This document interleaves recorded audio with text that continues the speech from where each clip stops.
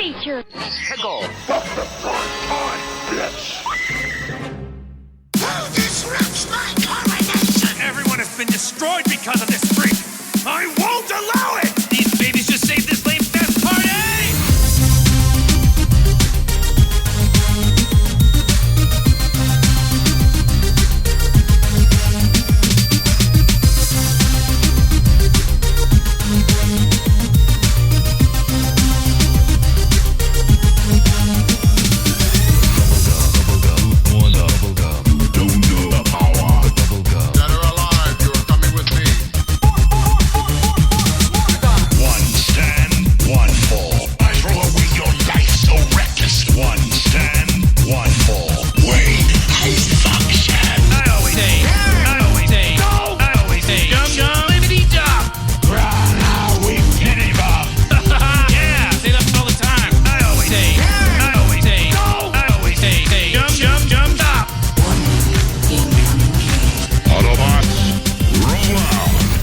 What's going on? You are listening to This Week in Geek.net, and I am your game master for this evening, this afternoon, or whenever you're hearing this. Maybe you're listening to this on the International Space Station. I can only hope. Anyway, this is This Week in Geek.net, and this is one of my special interviews that I usually tend around doing this time of year. I don't know why. I guess it's just kind of a coincidence, but I love talking about role-playing games. As you guys know, I've been doing the whole Patreon thing for a little while. I play a lot of D&D. I talk about it on my Blue Sky account constantly. And as of this recording, I now own every piece of D&D Beyond content that has ever been put out. So I'm a dork, but I love role-playing games. So recently on my kick to explore, what is the next cool thing I want to bring into my D&D games? And I started looking through different publishers, through different websites, and I came across these interesting fellows over at PaleoGames. And you might have an idea where I'm going with this. So PaleoGames, they put out a book called Dr. Drolin's Dictionary of Dinosaurs. And what this is a 5th edition compatible book that is literally scientifically accurate and amazingly illustrated dinosaurs for your Dungeons and Dragons 5th edition game. But more than that, it adds like plants and stuff like that. There's new races, there's new classes, all these really, really intense things that you can add to your game. And these guys just had a Kickstarter that was wonderfully successful. And I decided, you know what?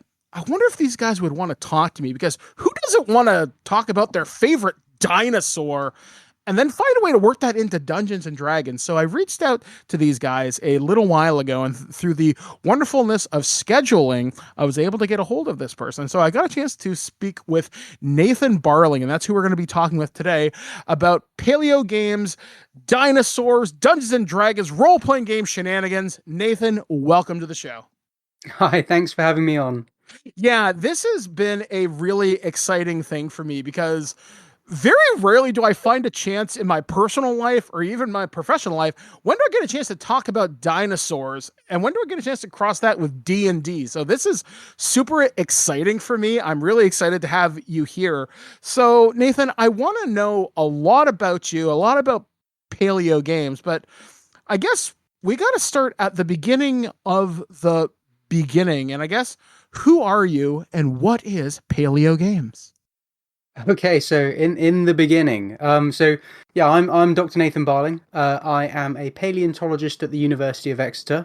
So I am actually an academic scientist. It's not just a ruse. I'm a publishing scientist. And PaleoGames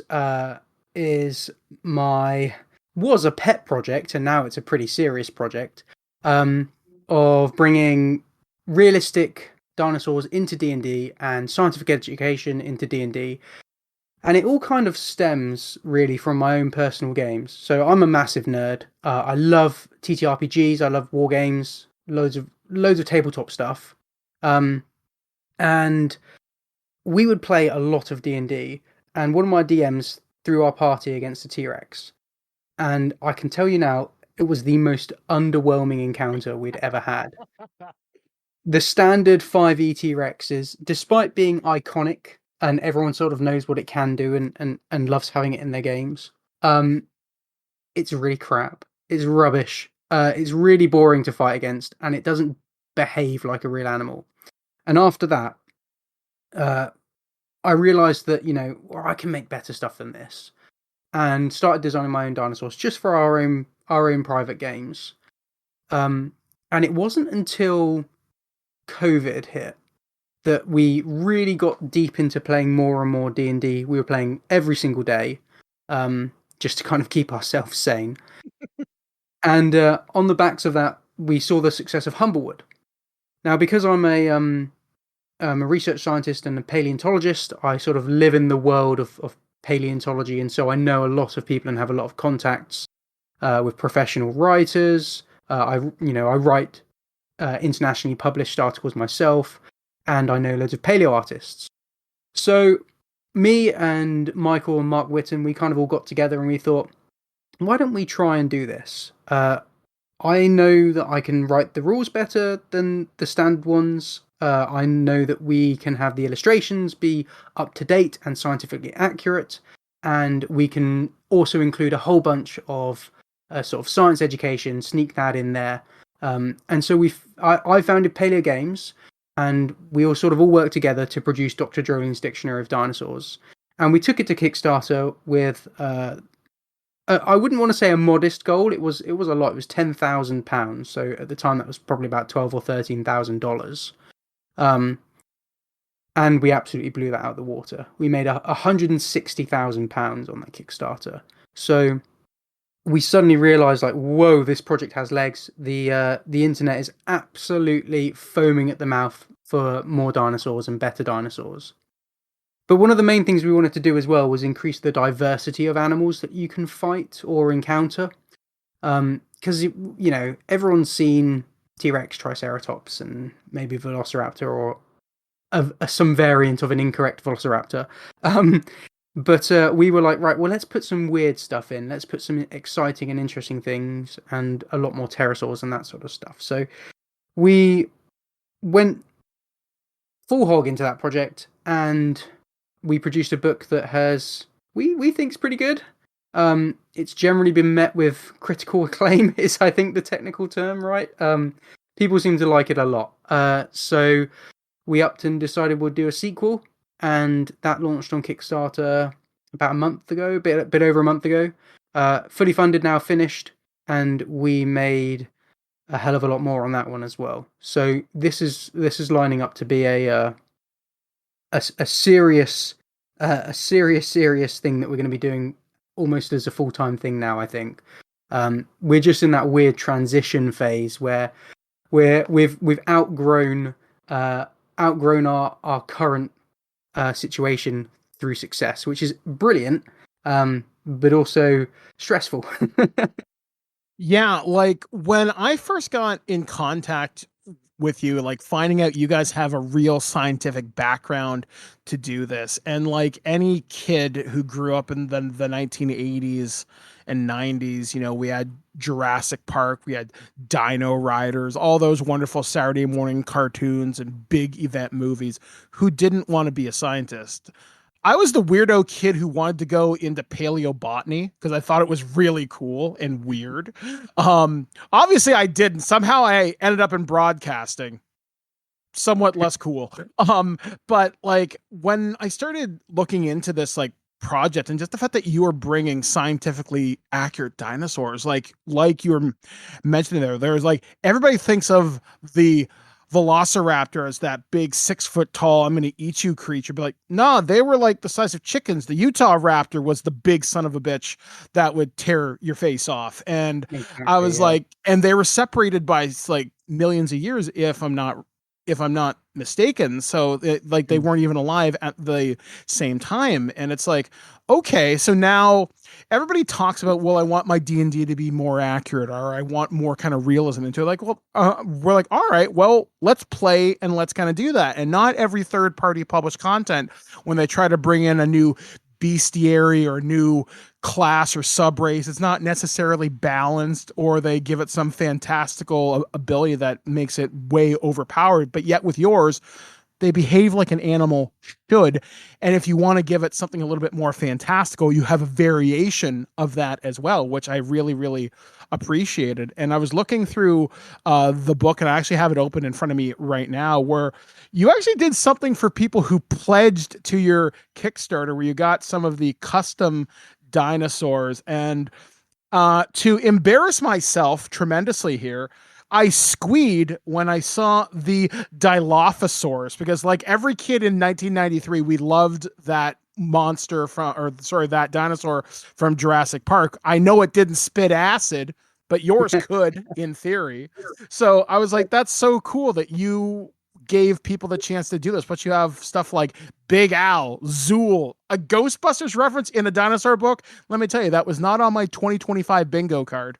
And I just was so excited to see this. But you also added like just all sorts of unusual things for people to make their D&D games more exciting and more varied.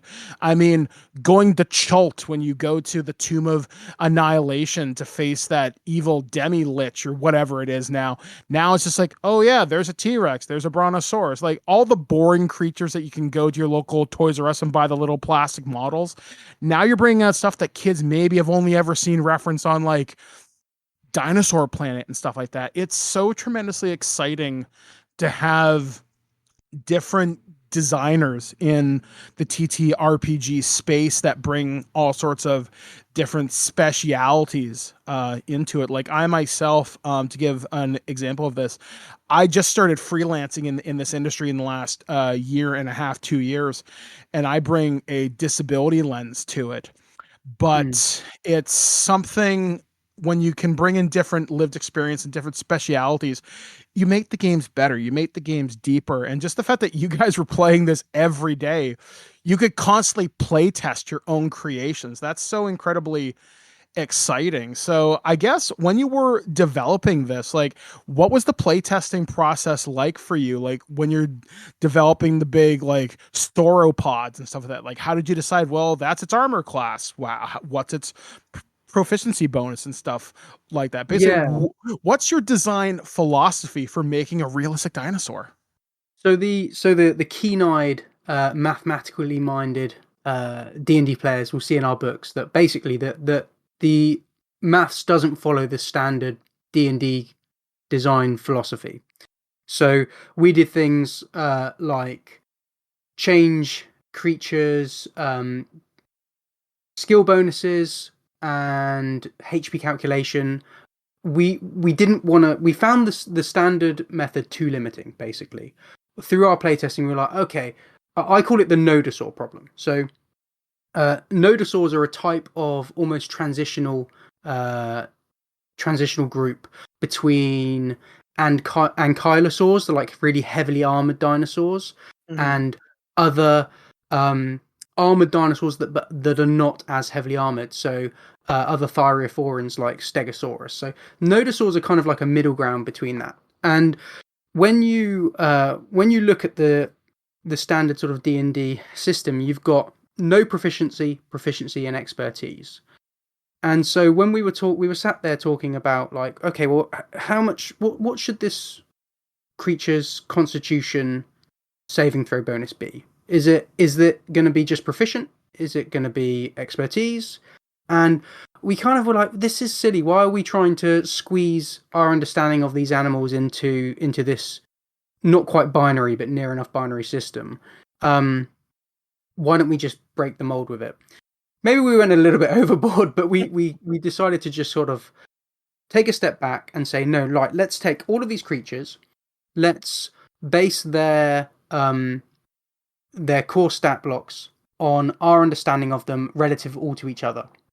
So, for example, we calculate AC based on the integument of the creatures, not just their dexterity modifier plus, if they would be wearing armor, etc.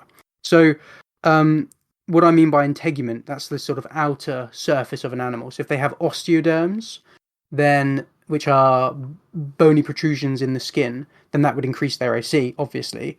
But there are lots of different types of those. they can be different thicknesses and sizes, they can be spined, they can be spread disparately across a creature's surface. So there's so much granularity in nature that it's really, really difficult to sort of categorize and box things. So we just decided to kind of essentially trust our guts on each of these, and then make their designs according to how we believe that these creatures would be based on their actual science. And we did an awful lot of research looking at the sort of the original descriptions of some of these fossil taxa to determine whether or not they should have certain attributes and traits. So, for example, if a skeleton is described as particularly robust, then we might give it resistance to bludgeoning damage, because we think, right, well, this animal actually probably could take a hit and be significantly less damaged structurally compared to other animals. That's the sort of approach we took. We also wanted to add a bunch of stuff that was helps give dungeon masters and GMs flavor to their combats. So we don't have our ACs described as natural armor. I think that's the most boring thing in all of existence. So we always say, we always try and provide a description that allows players to visualize what they are fighting. So if you're fighting a raptor, it's going to be covered in feathers, or a thick coat of feathers, or soft downy feathers, and it allows dungeon masters to better describe combat. If you say miss someone, you can say, well, you nick it and feathers fly off, that sort of stuff. So there's a lot of layers to how we designed our creatures, and like I said, we kind of let loose on it, and it has been very, very well received, because the reality is, unless you're redesigning stuff for other purposes, and it doesn't really make that much of a difference if this animal has a particularly high survival skill but not a particularly high wisdom score, particularly if that's what we wanted it to be like. We didn't want it to be really good at resisting spell effects, but we wanted it to be really, really, really good at surviving and tracking and that sort of stuff. And one of the other things I also kind of noticed in here too, you also offer ideas into like how people could domesticate and even tame some of these kind of creatures. Like I play a druid and a ranger, and let me tell you, my DM's gonna love me when I start pulling more dinosaurs out. Yeah, so we wanted, one of the most requested things when we first started our first Kickstarter was, I want all of these as my companions. I want this dinosaur to be my friend. So we decided to provide an actual structured approach, a subsystem to allow players to tame dinosaurs. And depending on how that functions within your game, obviously it's slightly more difficult for a dungeon master to balance if you're adding extra characters in, so that there needs to be a bit of finesse depending on that person's specific campaign, how they want to do it. But we decided to make it reasonably challenging, in that you generally need to have a sort of setup and a good supply of food, and then you have to do a series of checks. So it's not crazy difficult, but it's not easy either, particularly for high CR creatures. But one of the reasons why we wanted to include that subsystem is because we also included some scientific information about the process of domestication, about what that actually looks like, so that a dungeon master can read that section and say, right, well, I want my city guard to not just be on horses, but I want them to be on Triceratops mounts, or I want them to be on giant hyena mounts. And so you ask yourself, well, what would that look like? What would those animals actually behave like in order to be able to fulfill that role, which makes the game setting more immersive, I feel. It is extra work, but it really, really does make a huge difference. And I see that in my own games, because I'm dungeon mastering at the moment, and my players have just been encountering some Ankylaea guards, which is one of our custom playable species, and they're riding some a variety of ceratopsians, and I always make sure I describe that their horns have been dulled and they're slightly shorter than the ones you see in the wild, and they have a slightly different color and that sort of stuff. And they're absolutely, my players are lapping that up. They love it. Yeah, that's one thing I find as I get older and as I get more into the TTRPG space. I expect a little more from my games, and I'm not saying any of my dungeon masters have been bad, but as you grow from a young adult into a full adult and into a mature adult, your gaming evolves. You want those deeper, more immersive systems. And that doesn't necessarily mean crunch. It's you're adding flavor to the Exactly. proverbial role play stew. And when you talked about domestication there, like I'm fairly good with animals, but I know the process of domesticating a reptile is vastly different from domesticating a mammal. Like you're not going to domesticate like a Komodo dragon like you are going to domesticate, a dog or a cat. It doesn't work like that. And I love the fact that you have thought ahead about stuff like that. And when you're talking about different dinosaur species as sapient species, not gonna lie, my cartoon senses started tingling here and I started thinking, holy shit, I could homebrew dinosaurs really friggin' fast with this. And I'm terrified what I'm gonna do on Monday's game with this because I'm thinking this it opens up so many new and interesting doors for DMs who want to add stuff to their games like this. And it's really exciting to have, like I said, a perspective like yours as a scientist, as a doctor, and as a gamer and nerd. Like you want people to have something more too. It's not just, like I said, there's a T-Rex, there's a Triceratops, go kick its ass. And even the challenge ratings have like kind of changed because like I was just looking at the Utah Raptor, for example. That's a CR4 creature, and I think the young T-Rex is a CR5, yet I think in D&D 5e, I think a Rex is something like a CR2 or no, I'm thinking of the Allosaurus. I want to say, and even then, that's not well represented either, as you put it, rubbish. But I know that's one of my wild shapes that I would pull out as a druid because it's a big dinosaur. Who doesn't want that? But the stats aren't as well represented as they could be. And like I said, I love the fact that the game design has now changed so much because, like, I'm honestly, Nathan, I'm really surprised no one has tried to do this, or if they have, it's been lost to time because Jurassic Park was huge in the 90s and D&D was still pretty big and supplements were still coming out under TSR. I'm honestly surprised no one said, hey, let's go talk to some scientists. But I'm certainly glad we now have this in 2025 now. So that's really incredible. So with your new Kickstarter, what were some of the lessons you took from your first one into this one? Yeah, so first I'll just say with the new Kickstarter, Professor Primula's portfolio of paleontology, we are expanding to not just have Mesozoic reptiles, so not just dinosaurs, pterosaurs, and sort of marine reptiles and other archosaurs. We're having all sorts of diversity of life from all of Earth's history. So there's going to be a whole bunch of weird and wacky things. Ooh. What we learned from the first one, aside from the sort of business side of things, where it's like, getting a better understanding of our logistics and our warehousing and and operating costs and all of the boring stuff that needs to be streamlined for a company to expand. In terms of our design understanding, we've certainly improved our team has like reflected on where we could have made improvements in our creature designs, where we could have been slightly more consistent with D&D's official designs sort of philosophy, so that we are less difficult to work with. I think would be a good way of phrasing it.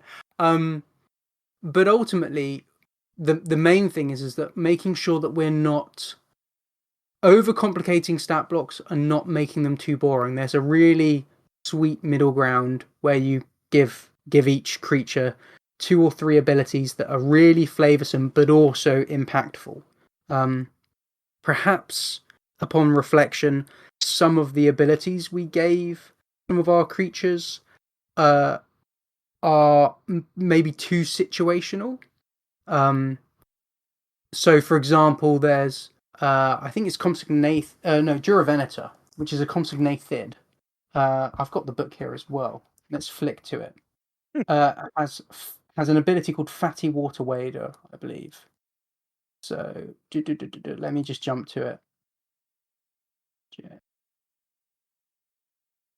Where is he? There he is. Yes. So on page 136, if you wanted to look in your copy as well. Yep. But Duravenator, so it's a small compsognathid. It's an immature animal, so we don't actually know much about this, but we know that it had a thick fatty layer of flesh, and that it maybe had a lifestyle similar to a crane, where it's sort of wading through water and snapping at small fish. So to accommodate that, we gave it resistance to cold damage, which is kind of neither here nor there because it's only got 4 hit points.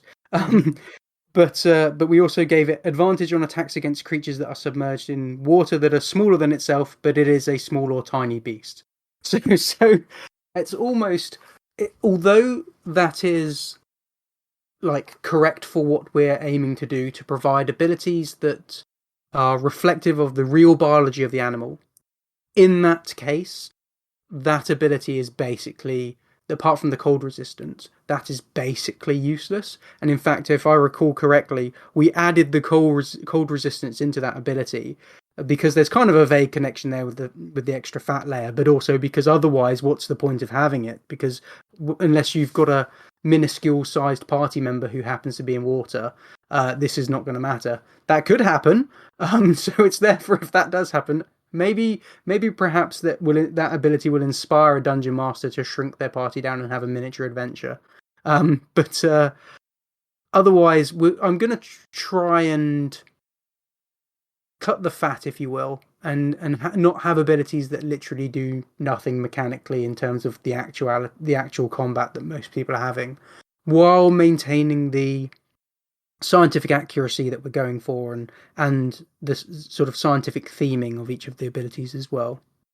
One of the things that I really appreciate about this too is under the entries for each of these creatures, you give scientific references if people wanted to know, like, hey, if you want to look this up, look in this, here it is, here's a reference. I really like that because, like, if I want to learn more about these creatures, I can go onto Wikipedia or YouTube, or if I'm fortunate enough, go to a really well done nature museum. Like, I know the one I grew up with when I was a kid had a Rex skeleton.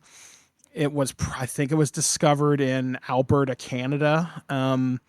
I remember we had some kind of, it wasn't a triceratops. It was something a little bit different, but it did have the horns. And this is before the raptor craze. So we had something else. I know we had a hadrosaur. I remember that because I remember how big this thing was. And I thought it was like the coolest thing in the world. Again, it's going to be really incredible seeing what you guys bring in and just adapt. And like, what are your top 3 stat blocks and creatures you're looking forward to bringing into the second book? Yeah, so first, just touching on the point that you mentioned about the references, we actually got a lot of flack from the scientific community for how we implemented, including the references. Because when you write a scientific article, you include a reference and you have to include a citation within the text that highlights which stuff you're mentioning is actually from that reference. So because we didn't do that, it's basically a list of further reading, but that's exactly what we wanted. Having scientific citations within the text really breaks it up, and for non-scientists, it makes it quite difficult to read. Even as a junior scientist, it's very difficult to keep the reading flow of a sentence if every few words it gets broken up, with a someone's name and the date. And they also usually have all of the references at the back in one big block. Well, we thought, you know what? If the references are in the back of the book, no one's going to look at them. The average person doesn't go to the index and flick through the list of names in scientific publications and then go search it up. What they will do is if they find something interesting there and then on that creature's page, and they think, I want to read a bit more about that, I want to learn a bit more about that, having those references to hand immediately there for further reading is much, much more effective. So we took almost, I don't want to say a gamble, because it was a sort of educated approach to how to better commit to science communication for non-scientists and make it less of a barrier, be less gatekeepy about science than some of the other publishing techniques. So we took that approach, and I think it's worked really well. Yeah, like Just touching that. like it opens up so many doors, and just the fact that you did do it in this particular way, you're right, it makes me want to go look up more about this particular like entry. Like, I've never heard of this creature before. What does, like, what else can it do? Sort of Exactly. things. So yeah, like, it's really interesting, and like I said, that's a very welcome addition to this. So as There's we begin to kind of three. wrap things up, because it is late where you are. No, no worries. Did you want to hear my top 3 creatures for Yes, the? yes. Oh yeah, I'm so sorry. Yeah, I was just gonna say, like, top 3 and why. Okay, so probably I won't rank them 1, 2, 3. I'll just the 3 of them together, because I'm equally Okay. excited for all of them. So there's an animal called Leviathan, which is basically the name is taken from Leviathan. Um, it is a type of sperm whale, a very large, very nasty sperm whale. And I'm particularly excited for that animal because we know that that animal would have had the capability to not only perform devastating sonic attacks underwater, and be a very, very, very large, very powerful animal, but also it was smart enough to know how to capsize boats. So I want you Oh, to imagine a nautical campaign where you've got a seafaring monster creature that can capsize your boats and then like stun everyone underwater. that's a camp. That's a TT. That's a total party wipe right there. I love it. Maybe, Please go yeah. on. I'm a cruel DM, it seems. I'm actually also really excited for an animal called Herrerasaurus. It's a it looks a lot like a theropod dinosaur, like a sort of raptor, but we don't think that it is. We actually don't really have a full understanding of this animal's place in the tree of life. But to reflect that in the rules, we're going to try and make it behave and function quite different from some of the other dinosaurs. So you will players who aren't familiar with paleontology will see this creature and think, oh, this is some raptor thing, and then it does totally different stuff and it behaves in a very different way. And I'm quite excited to see how we're able to implement that. We've got some rough ideas down that are going to need playtesting. But yeah, it's going to be, it's exciting to bring stuff that it isn't familiar to people. I think that's generally the crux of what excites me about it. And Like, then, sorry, carry oh on. yeah, no, I was gonna say, just you're just kind of hearing the excitement in your voice. I'm not gonna lie, it's a little bit infectious. Like, just like, oh my god. Like, oh my god, players are gonna get wiped out by this stuff, but it's gonna be so much fun at like the same time. So, all right, last one. What do you got? Last one. This is so hard. There's so many. Um, and I'm gonna. The thing is that I butcher pronouncing these names as well because they're quite difficult to say. Um, so we've got a variety of mollusks we're including as well. Um, and let me. Is it Diplomoceras? I think that's how it's pronounced. Let me make sure I'm pronouncing that right. Yeah, Diplomoceras, which is a type of ammonite. So you know the spirally small like mollusk creatures that have little tentacles and swam underwater. Well, this is a particularly large one, and its spiral has uncoiled through evolution. They're called heteromorph ammonites, this group, and they're just so bizarre, just so bizarre. If anyone is listening to this and wants to see what this looks like, just try and butcher spelling the name in Google, and it will probably autocorrect it, and you should be able to get a chance to see what it looks like. Some really cool stuff, and we've got a few things that are like that are just bizarre, that are going to catch people off guard when the dungeon master describes them. You know, oh, you're doing some deep sea campaign and you're deep underwater, and this just strange looking thing comes out that sounds like it's some sort of abyssal monstrosity, but it's just a regular animal that's just kind of squidding around. Oh man, like that sounds so crazy, like immensely cool. Because like I can remember specifically that type of dinosaur or that type of creature that existed kind of caught my attention. In fact, one of my favorite ancient creatures is the trilobite, because it looks so bloody weird. And those I can't pronounce the name because I don't want to sound dumb. But yeah, like that type of mollusk with like that really big shell and this creepy looking thing.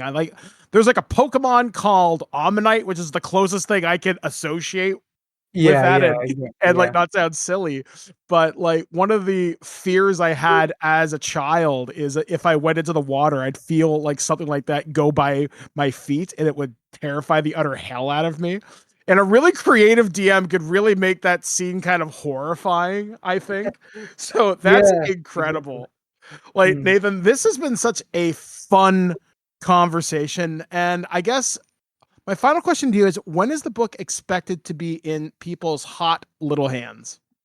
So we're hoping for shipment in September 2026. Obviously, with a project this large, we've got a lot of artists on the team. If someone falls sick, it can delay things, that sort of stuff. So typical caveats of that's our estimated date. But September 2026 is when we're aiming to have it in people's hands. Well, I can definitely extend the invitation to you now. I definitely want to have you back on the show to talk about this when this comes out. So, Dr. Barling, thank you for joining me on this overly excited conversation today. But yeah, it's like I said, it's not often I get a chance to talk about D&D and dinosaurs. So I'm just hype, and I'm going to ride that into the rest of my day. So guys, that was my interview with Dr. Nathan Barling from PaleoGames. Please go check out their book, Dr. Drolling's Dictionary of Dinosaurs, their new book. I can't pronounce it, but it's going to be coming out next year, as you heard. I do have links on the website right now, so please go over there, check this stuff out. Get the PDF, get the hardcover of the other book. The other book is going to be Pathfinder compatible as well. So if you want all sorts of dinos and crazy stuff in your games, like I said, if you want to make Chult a little bit less pedestrian, you can do that. And please, somebody out there, tell me you do a Dinosaurs game. I would love to hear about it. Mike at thisweekingeek.net. Mike at thisweekingeek.net. I would love to read your email on the air if you've pulled this off. I don't know. Maybe I'll send you something cool. But anyway, guys, so I am going to get out of here. And because Nathan mentioned Humblewood, I actually am going to be talking with the Humblewood guys really soon. And that's another setting I'm stupidly excited for, as they have another Kickstarter going right now. And we'll be talking about that real soon right here on thisweekingeek.net. So for TWIG, I have been your humble host this afternoon, this evening, this morning, whenever in the space-time continuum on this plane of existence. I've been Mike the Birdman saying, all right, guys, I will catch you again next time right here on thisweekingeek.net. At no point in your rambling, incoherent response were you even close to anything that could be considered a rational thought. Thanks for listening to this episode of This Week in Geek. Hungry for more? Check out our website at thisweekingeek.net. You can subscribe to the podcast, browse our Twitter and Instagram, and leave your thoughts on today's topics. If you'd like to give us some feedback, send us an email at feedback@thisweekingeek.net. Tune in next time, and remember, Lower your shields and surrender your listenership. We would be honored if you would join us. Thank you for your cooperation. Good night.